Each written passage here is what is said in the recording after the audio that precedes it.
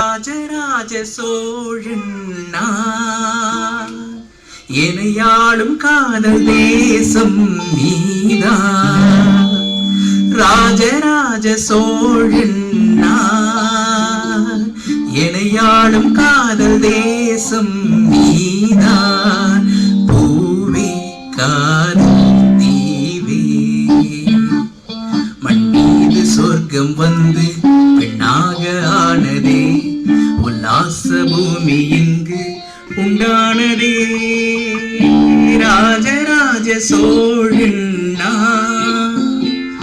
எனையாளும் காதல் தேசம் நீதான். பூவே காதல் தீவே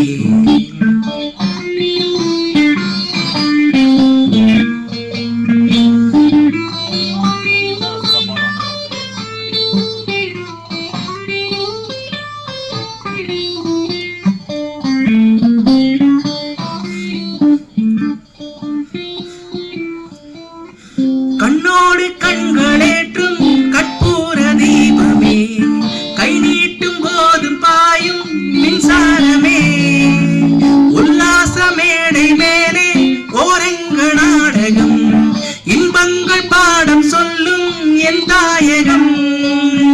இங்கங்கு ஊஞ்சலாக நான் போகிறேன்.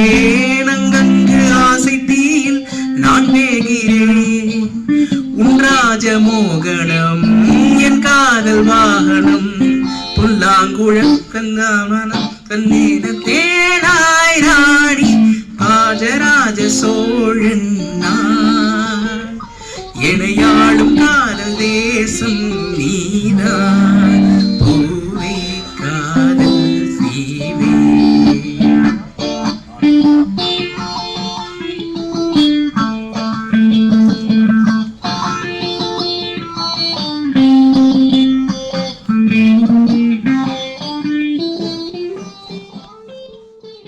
நன்றி டாக்டர் ஸ்ரீதர். ஏதோ ஒரு நிகழ்ச்சி நடத்த வேண்டும், யாரையாவது ஒருவரை அழைக்க வேண்டும் என்று இல்லாதபடி பவாவுக்காக பவா மட்டுமே சொல்ல முடிந்த செய்ய முடிந்த இந்த கதை கேட்க வாங்க நிகழ்விற்கு பவாவை அன்போடு வரவேற்கின்றோம். பவா, we are ready.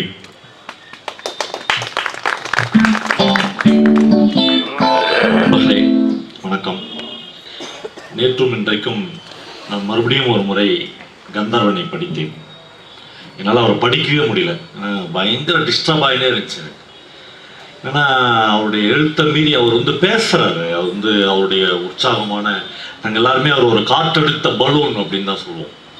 அப்படி ஒரு உற்சாகமான ஆளாக எப்பயுமே இருப்பார்.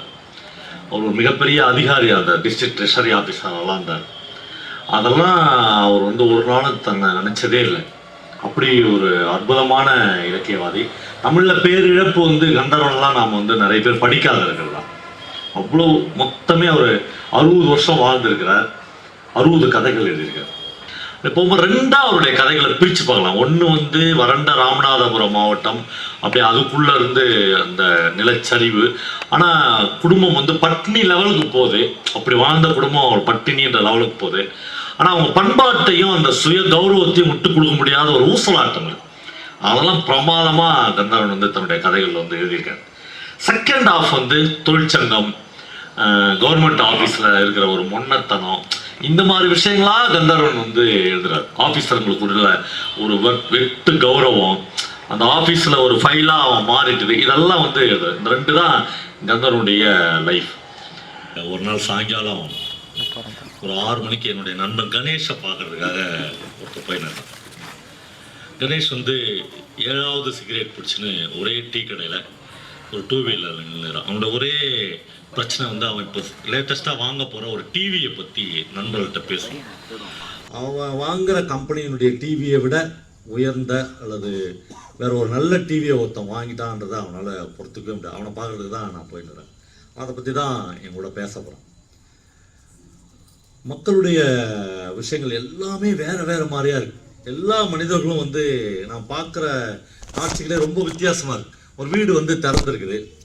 அந்த வீட்டில் வந்து ஒரு அம்மா உட்காந்துக்கிறாங்க. கீழே வந்து அந்த ஒரு படிக்கட்டு மேலே ஒரு அம்மா இருக்காங்க. 4 படிக்கட்டில் 4 பெண்கள் உட்காந்துக்கிறாங்க. எனக்கு யாரும் சொல்லாமலேயே தெரியுது, அந்த மேல் படிக்கட்டில் உட்காந்துக்கிறாங்களா அந்த அம்மா தான் அந்த வீட்டினுடைய ஹவுஸ் ஓனர். அதுக்கு கீழ் படிக்கட்டில் உட்காருங்களா அவங்களுடைய டெனன்ஸ். அப்படி ஒரு எழுதப்படாத சட்டங்கள் வந்திருக்கு.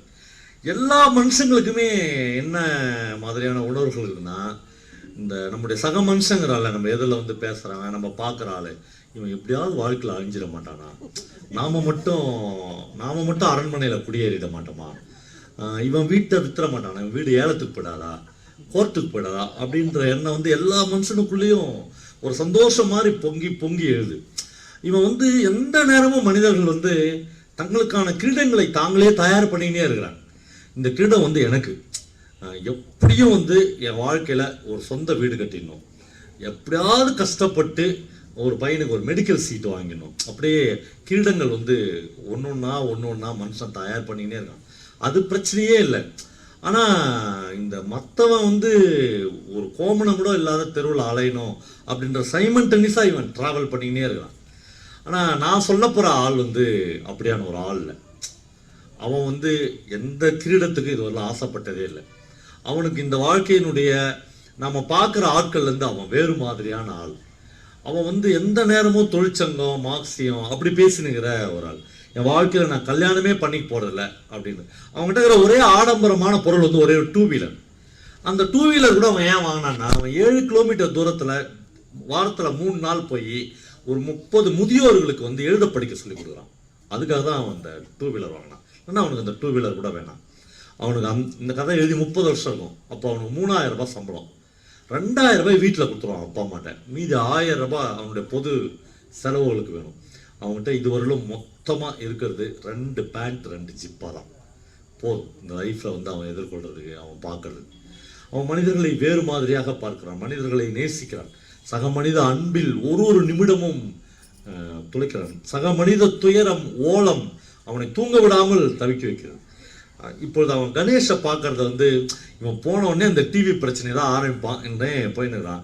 கணேஷ் கிட்ட போகும்போது எதிரில் பார்க்குறான். நண்பர்களே, வாழ்க்கையில் அவன் இத்தனை வருடத்தில் பார்க்காத ஒரு காட்சியை பார்க்கிறான். இவன் பார்த்து நிற்கும்போதே எதிரில் ஒரு டாக்டர் வீடு. டாக்டர் வீட்டினுடைய முதல் மாடியிலிருந்து ஒரு அம்மா கையை ஐயோ பிடிங்க பிடிங்கன்னு சொல்ல ஒரு ஆள் அப்படியே தலை குப்புற கீழே விடுறான். இவன் அப்படியே பதறி போகிறான். பயங்கர ஜன நெரிசல். கொஞ்சம் பேர் திரும்பி பார்க்குறாங்க, சில பேர் ஐயோ ஐயோன்றாங்க, சில 2 வீலர்ஸ் திரும்பி பார்த்துட்டு போயினே இருக்கிறாங்க, எல்லாம் போயினே இருக்கிறாங்க.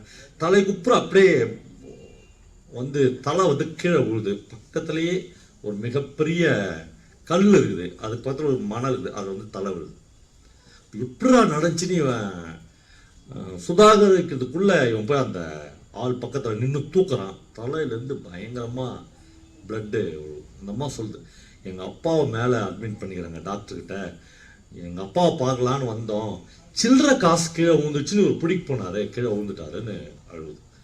4 பேர் சேர்ந்து அவர் தூக்கின்னு போய் அந்த டாக்டர்கிட்ட. அவர் டாக்டர் கீழே வர ரொம்ப அழகாக கந்தர்வன் ஒரு வரி எழுதியிருப்பார், கல் மரங்களுக்கு பேண்ட் சட்டை போட்டு ஸ்டெத்தஸ்கோப்பை நான் மாட்டி விட்டு இருக்கிறோன்னு சொல்கிறேன். ரொம்ப ரொம்ப உழுக்கிற வரிகளாக அந்த வரி இருக்கு.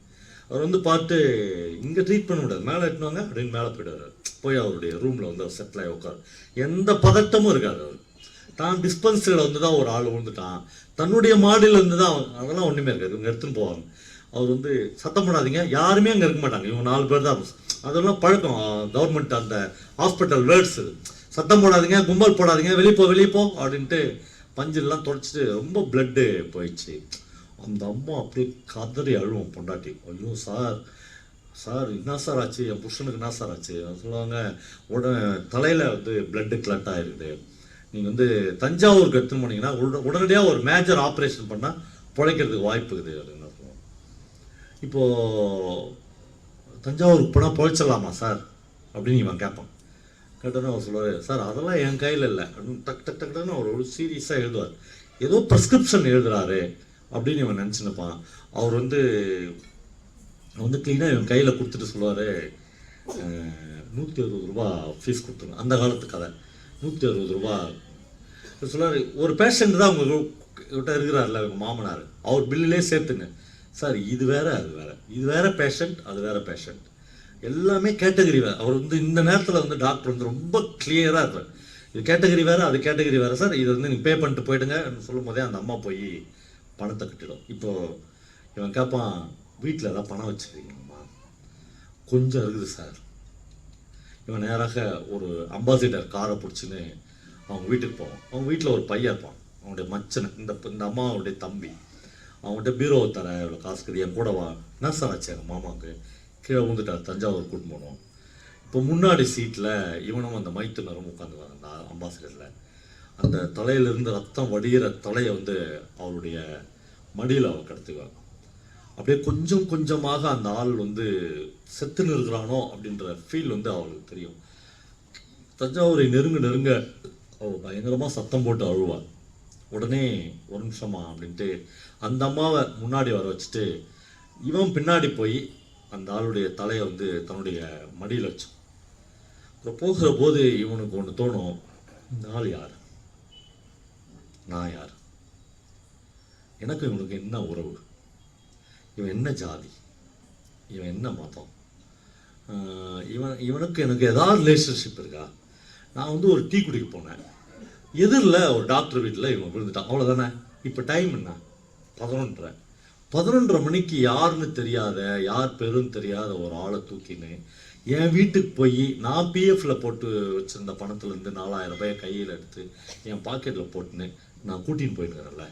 அப்போ எல்லா மனிதர்களும் அப்படியே ஜன நெரிசலாக அந்த புதுக்கோட்டை வீதிகளில் இருந்தாங்கல்ல, யாருமே இவனை கண்டுக்கல, யாருமே திரும்பி பார்க்கல. ஒரு 4 பேர் என் கூட சேர்ந்து இவனை மேலே தூக்கின்னு வந்தாங்க, அவங்களாம் எங்கே? எல்லாரும் போயிட்டாங்களே. இப்போ நான் வந்து அப்படி இல்லை. ஒரு சக மனிதன் மேலே எனக்குரிய பிரியமும் அன்பும் வந்து ரொம்ப மகத்தானது. அது எனக்கு எது கொடுத்துச்சு? நான் படித்த மார்க்சியம், நான் செய்கிற தொழிற்சங்க வேலைகள், இதுதான் எனக்கு வந்து இந்த மாதிரியான மனித நேயத்தை பிடிச்சின்னு ஒரு நிமிடம் அவன் அப்படி யோசித்து அடங்குவான். அப்புறம் பஸ்ஸு அந்த கார் வந்து நள்ளிரவு 2 மணிக்கு அந்த தஞ்சாவூர் மெடிக்கல் காலேஜ் ஹாஸ்பிட்டலுக்கு போயிடும். நம்மளே அவசரமாக இவன் போய் ஒருத்தட்டையும் அவன் பேசுவான், ரொம்ப சீரியஸ்ங்க. அப்படியே எல்லாருமே நிதானமாக செயல்படுவார்கள். ரொம்ப அழகான ஒரு வரி கந்தர்வன் எழுதிக்கிறார். அங்கே இருக்கிற நர்ஸுகள், கம்பவுண்டர்கள், கிளீனர்கள், போவர்கள், வருபவர்கள், பார்த்தவர்கள், நிற்பவர்கள் எல்லோரும் காசு கேட்டார்கள். எல்லோருக்கும் அந்த மைத்துனன் காசு கொடுத்து கொண்டே இருந்தான். இப்போ யாருமே இவனை திரும்பி கூட பார்க்க மாட்டாங்க. இவ்வளோ பெரிய ஒரு அப்படியே செத்துனே இருக்கிற ஒரு மனுஷன் இங்கே வந்திருக்கிறானே என்ற திரும்பல் கூட அங்கே இருப்பார். உடனே சொல்லுவாங்க, காலையில் தான் சார் சர்ஜன் வருவார், அப்போ தான் சர்ஜரி முடியும் சொல்லுவாங்க. இப்போது இவனுக்கு தோணும், காலையில் சர்ஜரி பண்ணால் மிக நிச்சயமாக இவன் செத்துருவான். ஏன்னா அந்த டாக்டர்கிட்ட சொல்லுவார், இல்லை சார் புதுக்கோட்டையிலே சொன்னாங்க பிளட்டு கிளட் ஆகிடுச்சு, உடனடியாக சர்ஜரி இல்லை சார், நாங்கள் என்ன பண்ணுறதுன்ட்டு அந்த டாக்டர் வந்து போயிடுவார். இவன் அந்த டாக்ஸி டிரைவர் கூட உட்காந்துன்னு தஞ்சாவூரில் இருக்கிற மிக பிரபலமான இவனுடைய 4 நண்பர்களை தேடி போவான். 2 பேரை தூக்க கழகத்தில் இருந்து வேண்டா வெறுப்பாக யாருக்கோ ஃபோன் போடுவார். எல்லாம் முடிச்சுட்டு வருவான். வரும்போது இவனுக்கு தோணும், நம்முடைய ஃப்ரெண்ட்ஸ்லாம் போய் நம்ம கூப்பிடுறோம், யாரோ ஒருத்தனை பிழைக்கிறதுக்கு நம்ம இவ்வளோ ஏற்பாடுகள் பண்ணுறோம் அப்படிலாம் தோணும். இந்த டிரைவர் மட்டும் என்ன பண்ண போகிறான், இவன் போய் கரெக்டாக ஹாஸ்பிட்டலில் நின்ன உடனே இந்த இப்போ போய் தஞ்சாவூர்லாம் சுற்றிட்டு வந்தீங்களே அதுக்கு வந்து 220 ரூபா அதிகமாக சார் நம்மகிட்ட காசு கேட்க போகிறான்.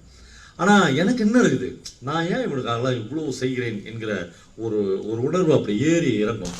வந்து பார்க்கும்போது 4 டாக்டருங்க அவனுடைய பெட்டுக்கு முன்னாடி இருப்பாங்க. யாரோ ஒரு பிரபலத்துடைய ஃபோன் வேலை செஞ்சுக்குது அப்படின்னு வந்துடும். அந்த 4 பேரில் ஒருத்தர் இவரை பார்த்து சொல்லுவாங்க, நீங்கள் இவருக்கு என்ன வேணும்? அவன் சொல்லுவான், ஒன்றும் வேணாம் சார், ஒரு சக மனுஷனுக்காக நான் வந்தேன். ஓகே, நீங்கள் 3 பேருமே பிளட்டு கொடுக்க வேண்டியிருக்கும். இவன் உடனே கையை நீட்டி படுத்துருவான். படுத்துட்டு எவ்வளோ ரத்தம் வேணுமோ உறிஞ்சிக்குங்க டாக்டர் அப்படின்னு சொல்லுவான். அப்போ இவனுக்கு மறுபடியும் தோணும், எடுத்துக்குங்க டாக்டர் கூட என்னால் சொல்ல முடியல, உறிஞ்சிக்குங்க டாக்டர்னு யாரோ ஒருத்தருக்காக சொல்ல வேண்டியிருக்குல்ல. அவ்வளோ மனித நேயத்தோடு தான் நம்முடைய வாழ்க்கை வந்துருக்குது. நம்ம ரொம்ப பெருமிதமாக இந்த வாழ்க்கையை வாழலான்னு அவனுக்கு தோணும். 3 பேர்ட்டையும் பிளட் எடுப்பாங்க. காலையில் சாம்பல் நிறத்தில் விடிந்து கொண்டிருக்கும். ரொம்ப டயர்டாகிடுவான். நேற்று 6 மணிக்கு இவன் விழுந்தது, அதுலேருந்து இவன் கூடயே அவன் இருக்கிறான். அப்படியே வெளியே வந்தால் பிளட்டு கொடுத்தது, இதெல்லாம் ரொம்ப டயர்டாகி ஒவ்வொரு ஆஸ்பத்திரிக்கு முன்னாலும் அப்படியே ஒரு ஃப்ளக்ஸ், அழுக்கான ஃப்ளக்ஸ் பேனருக்குள்ளாக ஒடுங்கி கிடக்கிற சாதாரண மனிதர்கள் என்று நம்மால் ஒடுக்கப்பட்ட மனிதர்களை நீங்கள் பார்க்கலாம். அப்படியே பழக்கடை வச்சுன்னு ஜூஸ் கடை வச்சுக்கின்னு அப்படியே அழுக்கும் கந்தலமாக இருக்கிற மனிதர்களை பார்க்கலாம். அப்படி ஒரு ஆளை போய் எழுப்பான். அவன் ஒரு அழுக்கு வேஷ்டியோட, அந்த வேஷ்டியை பார்த்தாவே உங்களுக்கு அவன்கிட்ட ஜூஸ் குடிக்க தோணாது. அப்படி எழுந்திருப்பான். எழுந்தோடனே எனக்கு ஒரு சாத்துக்குடி ஜூஸ் வேணும் அப்படின்னு கேட்பான். அப்படின்னா அவன் பார்ப்பான், அவன்கிட்ட மாதுளம் பழமோ ஆப்பிள் பழம் தான் இருக்கும். ஆனால் இவன் பக்கத்து கடைக்கு போகலான்னு திரும்ப அவன் சொன்னான், சார் ஒரு நிமிஷம் இருங்க அப்படின்னு அந்த அதிகாலையில் ஒரு பையனை எழுப்பி, டே பக்கத்தில் ஒரு டசன் பழம் வாங்கிடுவான். ஒரு நிமிடத்தில் அவன் 12 பழத்தோடு நிற்பான். உடனே 6 பழத்தை பிழிஞ்சி ஒரு பெரிய கண்ணாடி டம்ளர் நிறைய கொஞ்சம் ஐஸ் போட்டு இவனுக்கு ஒரு ஜூஸ் கொடுப்பான். அப்படியே குடித்த உடனே ஒரு பெரிய தெம்பம், ரத்தம் புதுசாக ஊறுற மாதிரி ஒரு ஃபீல் இருக்கும். நேற்றுலேருந்து அலைஞ்ச அலைச்சல், டயர்ட்னஸ் எல்லாம் போகிற மாதிரி இருக்கும். இவன் கொஞ்சம் ஃப்ரெஷ்ஷாக கையில் அந்த ரத்தம் கொடுத்ததுக்கான அந்த பஞ்சு இருக்கும், கீழே விழுவான். இவன் ஒரு 100 ரூபாய் எடுத்து அந்த அழுக்கு வேஷ்டிக்காரங்கிட்ட கொடுப்பான். அவன் சொல்லுவான், அப்படி ரொம்ப கேஷ்லாம் இவனை பார்க்காதே கேட்பான், ரத்தம் கொடுத்தியா சார் அப்படின்னு கேட்பான். ஆமாம், ரத்தம் கொடுத்த யார்ட்டையும் நான் காசு வாங்க மாட்டேன் சார் என்று அந்த அழுக்கு வேஷ்டி அப்படியே போர்த்தி கொண்டு அவன் அந்த அதிகாலையில் படுத்து விடுவான். நம்மில் எத்தனை பேர் அந்த அழுக்கு வேஷ்டிக்காரனை போல இருக்க போகிறோம் என்பதுதான் கந்தர்வன் நம் முன்னால் வைக்கிற மிகப்பெரிய கேள்வி. நண்பர்களே,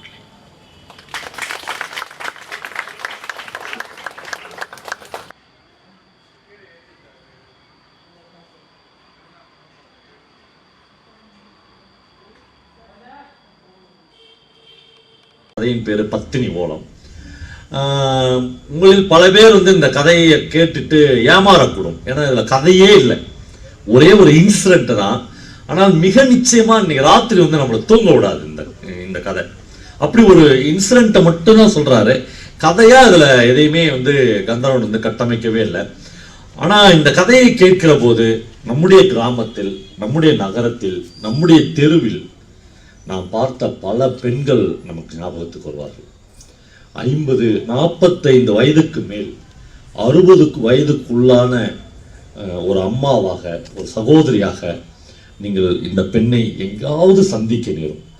நான் சொல்ல போற இந்த பெண்ணை நீங்கள் எந்த பஸ் ஸ்டாண்டிலும், எந்த ஒரு பேருந்திலோ, ஒரு ரயில் நிலையத்திலோ, ஒரு ஹாஸ்பிட்டலினுடைய மார்ச்சூருக்கு எதிரிலோ எங்கோ ஒப்பாரி வைக்கிற பெண்ணாகவோ நீங்கள் பார்த்தால் நாம் பதைபதைக்கப்படும். இதுதான் இந்த கதையின் மகா பெரிய வெற்றி என்று நான் கருதுகிறேன். ஜெயமோகன் அந்த ரிவ்யூவில் எழுதுகிற போது உலகின் ஆகச்சிறந்த கதைகளில் ஒன்றாக நான் இந்த பத்தினி ஓலத்தை குறிப்பிடுவேன் என்று சொல்கிறார். அந்த கதை எங்கிருந்து ஆரம்பிக்கிறது என்றால், ஒரு ஆட்டோவில், மதுரையில் ஒரு ஆட்டோ திடீரென்று ஒரு பஸ் ஸ்டாண்டில் நிற்கிறது. இந்த பஸ் ஸ்டாண்டில் நின்ன உடனே ஒரு இருட்டான, ரொம்ப அழகாக கந்தர்வன் எழுதுகிறான், ஒரு செவ்வக வடிவ இருட்டை பார்த்து அந்த ஆட்டோ நின்றது என்று அந்த கதை ஆரம்பிக்கிறது. உடனே அந்த ஆட்டோவிலிருந்து ஒரு பையன் கீழே இறங்குகிறான். நீ ஆட்டோவிலே இரு, பஸ்ஸை பார்த்துட்டு வரேன் என்று போகிறான். அந்த ஆட்டோவில் முற்றிலும் சரிந்த நிலையில் மாறாப்பு துணி விலகி ஒரு 45 வயது அல்லது 50 வயதுக்குள்ளாக ஒரு பெண் சரிந்திருக்கிறார். ஆட்டோவின் அந்த பக்கத்தில் ஒரு இளம் பெண் அவளுடைய தலையை தாங்கி கொண்டு உட்கார்ந்திருக்கிறார். அந்த இளம் பெண்ணுக்கு கையில் இன்னொரு குழந்தை இருக்கிறது, ஒரு சின்ன குழந்தை இருக்கிறது. இந்த இறங்கி போனவன் இந்த இளம் பெண்ணுடைய கணவனாக இருக்கக்கூடும். அவன் இறங்கி போய் நான் பார்த்துட்டு வரேன் என்று போகிறேன். பார்த்துன்னு சொல்ற, பஸ் நிற்குது இறங்கலாம் என்று சொல்றேன். உடனே இவங்க 2 பேரும் சேர்ந்து அந்த அம்மாவை எழுப்புறார்கள். பஸ் நிற்குது, கைத்தாங்களா, நடந்து வா என்று சொல்கிறார்கள். அந்த அம்மா ஒரு பாதி போதையில், ஒரு பாதி மயக்கத்தில் இருக்கிற மாதிரி அப்படி சரிஞ்சு அந்த பஸ்ஸை நோக்கி நடத்தி கூட்டினே போறாங்க. இப்படி கூட்டின்னு போகும்போதே பல இடங்களில் அந்த அம்மாவுடைய சேலை விலகி விழுகிறது. அந்த இளம் பெண் அதை எடுத்து சரியாக போட்டுக்கொண்டே போகிறாள். பஸ்ஸில் ஒரு சரியான இடம் பார்த்து உட்கார்கிறார்கள்.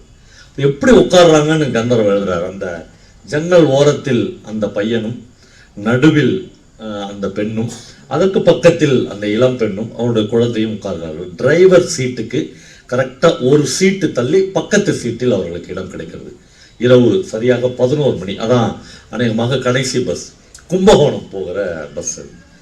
நான் கும்பகோணத்துக்கு 3 டிக்கெட் கொடுங்க என்று கண்டக்டர்கிட்ட வாங்கினேன். கண்டக்டர் இவர் டிக்கெட் கொடுக்கும்போது ஏதோ ஒரு வித்தியாசம் இவங்ககிட்ட இருக்குதே என்ற மாதிரி நிதானிக்கிறாரு. ஒரு வித்தியாசமும் இல்லை. திடீர்னு கண்டக்டர் அடுத்த சீட்டுக்கு போகும்போது ஒரு குரல் இந்த அம்மாட்ட இருந்து வருது. வெக்காளி அம்மா உங்களை சும்மா விட மாட்டாண்டா அப்படின்னு கத்துறாங்க. நைட்டு ஒரு 11 மணி பஸ் புறப்பட போகுது. வெக்காளி அம்மா உங்களை மன்னிக்க மாட்டாண்டா, அட பாவீங்களா, என்னையாடா அப்படி சொன்னீங்க அப்படின்னு. நம்மள இந்த விஷுவலை வந்து நம்ம யோசித்து பார்த்தோம்னா நம்மளால தூங்கவே முடியாது. ஒரு பஸ்ஸில் 60 பேர் உட்காந்துக்கிற ஒரு பஸ்ஸில் ஒரு மிட் நைட்டில் ஒரு 45-50 வயசு உள்ள ஒரு பொண்ணு வந்து திடீர்னு எழுந்துச்சு, வெக்காளி அம்மா உங்களை சும்மா விட மாட்டாங்கடா. அடுத்த வரி அந்த அம்மா வந்து சொல்லுது, நான் பத்தினிடா, நான் உத்தமண்டா, நான் உத்தமிடா, நான் பத்தினிடா, நான் உத்தமிடான்னு கத்துது. இந்த பக்கத்தில் இருக்கிற பையன் வந்து இது நடந்துடக்கூடாதுன்னா இவ்வளோ நேரம் பதைச்சான். அவன் வந்து வாயை மூடுறான். அந்த அம்மா வந்து வாயை மூடுறான், கையடுறா, நான் என்னடா பண்ணேன், அட பாவீங்களா, உங்களை யாருமே சும்மா விட மாட்டாங்கடா அப்படின்னு அந்த அம்மா கத்துது. இப்பொழுது பஸ்ஸில் இருக்கிற எல்லாரும் இவங்களை பார்க்குறாங்க. இந்த பையன் பயங்கர அசிங்கமாகவும் அவமானமாகவும் கருதி திரும்பி திரும்பி பார்க்குறான். அதான் எல்லாரும் இவங்களே பார்க்குறாங்க. அந்த கண்டக்டர் வந்து ஒன்றுமே தெரியாத மாதிரி டிக்கெட் கொடுக்குறாரு. ஆனால் இதை கவனித்து கொண்டே இருக்கிறார். அவன் சொல்கிறான், மானம் போது கொஞ்சம் கம்முன்னு வா, கொஞ்சம் கம்முன்னு வா அப்படின்னு அடக்கிறான். பஸ்ஸு புறப்படுது. அந்த டிரைவர் திரும்பி பார்க்குறாரு. ஒரு அம்மா வித்தியாசம். கொஞ்சம் தூரம் பஸ் போகுது. இப்போ கொஞ்சம் தூரத்தில் அந்த அம்மா எழுந்து நிற்குது. ஓடுற பஸ் வந்து எழுந்து நிற்குது. முற்றிலுமாக மாறாப்பு துணி விலகி விழுகிறது. இந்த பொம்பளை வந்து அந்த பொண்ணு வந்து பதைச்சு போய் துணியை எடுத்து போடுது. எழுந்து நின்று அந்த அம்மா சொல்லுது, அட பாவீங்களா, நான் பத்தினிடா, நான் உத்தமிடான்னு சொல்லுது. எல்லாரும் பார்க்குறாங்க. டிரைவர் மறுபடியும் திரும்பி பார்க்குறான். அடுத்த வார்த்தை அந்த அம்மா சொல்லலாம், இந்த இவனை மாதிரி தானே அவன் வந்தான், இவனை மாதிரி தானே சொக்கா போட்டு வந்தான், அவங்ககிட்ட நான் ஒரு வார்த்தை கூட பேசலையே, அட பாவி, நான் பத்தினிடான்னு மறுபடியும். அப்படியே பஸ் வந்து அந்த பேருந்து வந்து இந்த குரல்ல வந்து அப்படியே உறைஞ்சு போகுது. உடனே இப்போ இந்த பையன் எழுந்து நிற்கிறான். உட்காரு அப்படின்னு ஆள் கொண்ட மட்டும் தன்னுடைய எல்லா பலத்தையும் பிரயோகிச்சு அவங்கள உட்கார வைக்க ட்ரை பண்றான். கையாடுறா, இந்த மாதிரி தாண்டா அவன் வந்தான், இந்த மாதிரி தாண்டா சொக்கா போட்டு இருந்தான், அவங்ககிட்ட நான் ஒரு வார்த்தை கூட பேசலடா, நான் பத்தினிடான்னு சொல்லு. அவன் வந்து கையை அப்படி உதற விட்டு பலார்னு ஒரு அரைச்சல் கொடுக்குறாங்க. ஏன்டா என்ன அடிக்கிறான், நீ மாடியில் வேண்டாகிற, நீ வந்து கேட்கறது இல்லையா? இப்போ உங்களுக்கு பல அர்த்தங்கள் புரியும் என்று நினைக்கிறேன். எவ்வளோ ஒருத்தர் என்ன அடிக்கிறான்டா, நீ மாடியில் தான் நிற்கிற, நீ வந்து கேட்க வேணாமா என்று அந்த அம்மா கத்துக்கிறது. மறுபடியும் சொல்றான், பத்தினிடா, இப்பயும் சொல்றேன்டா, நான் பத்தினிடா, என்ன இப்படி பண்ணிட்டீங்களாடா அப்படின்னு அந்த அம்மா சொல்லவுடனே இப்போது அடி வந்து தாறுமாறா அந்த அம்மாவுக்கு விழுந்து கொண்டே இருக்கிறது. பலம் கொண்ட மட்டும் அப்படியே அடிக்கிறான். மறுபடியும் அவன் வந்து தள்ளி உட்கார வைக்கிறான். அப்படியே அடைச்சு கொஞ்சம் கொஞ்சம் அந்த அம்மா சமாதானம் அடைந்த மாதிரி இருக்குது. உடனே அவன் பாக்கெட்டில் கை விட்டு ஒரு 4-5 மாத்திரைய ஸ்லிப்பை பிரித்து ஒரு பாட்டிலில் தண்ணி எடுத்து அந்த அம்மா வாயை திறந்து மாத்திரையை போட்டு தண்ணி ஊற்றுறான். பூ அப்படின்னு துப்புது. மாத்திரையோட பஸ்ஸில் வந்து விழுது. இப்போ டிரைவர் பஸ்ஸை நிறுத்துறாரு. என்னப்பா நடக்குது? இல்லைங்க, மாத்திரை போட்டால் தூங்கிடுவாங்க அக்கா. இப்போது ஒரு உண்மை தெரிகிறது, அந்த அம்மாவுடைய சொந்த தம்பி தான் கூட இருக்கிறவன், பக்கத்தில் இருக்கிறவங்க தம்பி பொண்டாட்டி. மாத்திரை போட்டால் தூங்கிடும், எப்பயுமே மாத்திரை போட்டால் தூங்கிடுங்க, இன்னைக்கு மாத்திரை சாப்பிட மாட்டேங்குதுங்க, அதனால தான் கத்துது, சரியாயிடுங்க என்று சொல்கிறார். பஸ் மறுபடியும் போகுது. திடீர்னு ஒரு இடத்துல அவங்க வந்து அப்படியே சக மனுஷியாகி நல்ல ஒரு எதுவுமே இல்லாமல், இது என்ன ஊர் அப்படிங்கிறாங்க. அந்த பையனுக்கு பயங்கர திருப்தி வந்துடுது. ஒன்றும் இல்லை, சாதாரணமாயிட்டாங்க, நம்ம வந்து ஊருக்கு போய் சேர்ந்துடலாம். அவன் சொல்கிறான், திருப்பத்தூர், இங்கே தானே நம்ம ராமலட்சுமியை கட்டி கொடுத்துருது அப்படின்னு கேட்குறாங்க. ரொம்ப நிதானமாக தாங்கள் குடும்பத்துலேருந்து ஒரு பொண்ணை எங்கே கட்டி கொடுத்தாங்கன்னு கூட அதுக்கு தெரிகிற அளவுக்கு அதுக்கு வந்து கான்சியஸில் இருக்குது. இது திருப்பத்தூர். உடனே அந்த அம்மா கேட்குது, இங்கே தானே நம்ம ராமலட்சுமியை கட்டி கொடுத்தோம். ஆமாக்கா அப்படின்றான். உடனே அடுத்த செகண்ட், நான் பத்தினிடா அப்படின்னு மறுபடியும் ஆரம்பிக்குது. அந்த துயரம் மிகுந்த வார்த்தையை வந்து அந்த அம்மாட்ட இருந்து வந்துடாத அல்லது மாற்றி வர்றதுக்கு இவன் எவ்வளோ பாடுபடுற, முடியவே இல்லை. அடியும் உதையுமாக அந்த பஸ் வந்து போயினே. இப்பொழுது ஒரு இடத்துல வந்து பஸ்ஸை நிறுத்திட்டு டிரைவர் எழுச்சி இந்த சீட்டுக்கு வர்றாரு. ஏமா, நானும் மேலூர்ல வந்து பார்க்குறேன், எப்படிமா வண்டி ஓட்டுறது? நீ மாட்டுன்னு வந்து இந்த மாதிரி ஒரு பேஷண்ட்டை எடுத்து வந்தா எப்படிப்பா? நீ வந்து ஒரு கார் வச்சு கூட்டின்னு போக வேண்டி தானே, மற்றவங்களாம் பேஷண்ட் இல்லை, இவங்களாம் தூங்க வேணாம், இவங்களாம் எப்படி பஸ்ஸில் ட்ராவல் பண்ணுவாங்க அப்படின்னு ஒரு சராசரி ஆளாக அவர் வந்து ரியாக்ட் பண்ணுவார். இவனுக்கு என்ன செய்யுதுன்னே தெரியல. இந்த அவமானத்தை பொறுத்து கொள்ள முடியாமல் கையெடுத்து கும்பிட்டு அவன்கிட்ட சொல்லுவாங்க, மன்னிச்சிருங்க, எப்பயுமே தூங்கிடுவாங்க, இன்னைக்கு எப்படியும் எதுவும் பண்ண மாட்டாங்கன்னு தான் கூட்டின்னு போகிறோம், மன்னிச்சிருங்க என்று சொல்லுவார். மறுபடியும் கொஞ்ச நேரம் பஸ் போகும். மறுபடியும் இதே மாதிரியான வார்த்தைகளில் இப்போ பஸ் வந்து புதுக்கோட்டை ரயில்வே நிலையத்துக்கிட்ட இவனே எடுத்துவோம், பஸ் டிரைவரே பஸ் ஸ்டாண்ட்லேருந்து புதுக்கோட்டை ரயில்வே ஸ்டேஷன்கிட்ட போய் வண்டியை நிறுத்திட்டு இறங்கி வருவான்.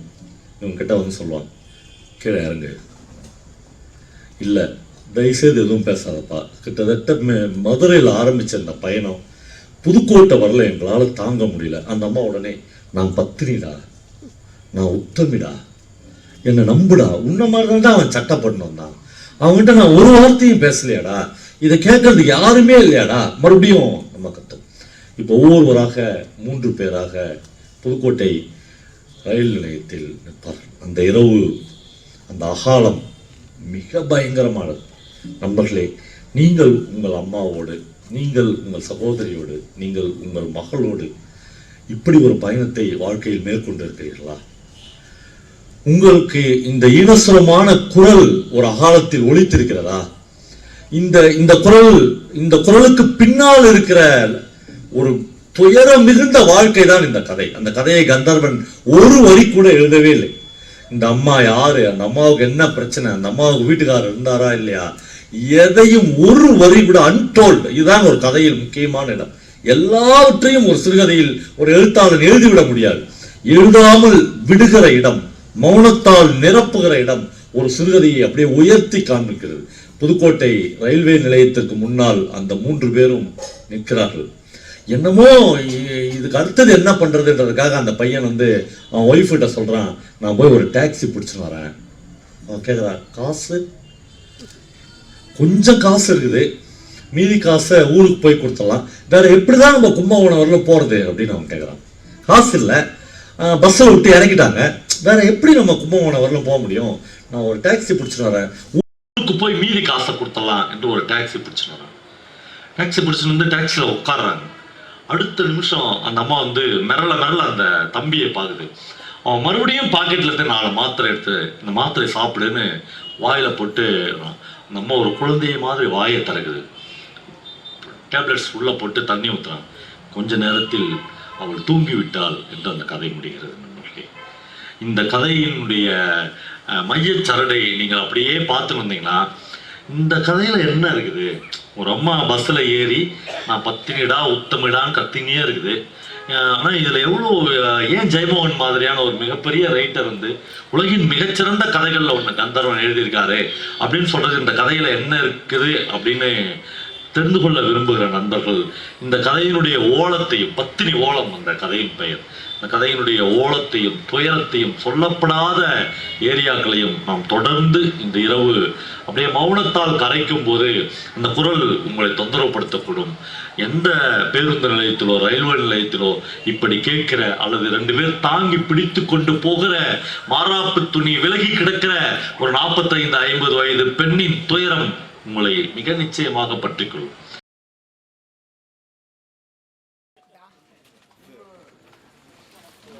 போயிட்டாங்க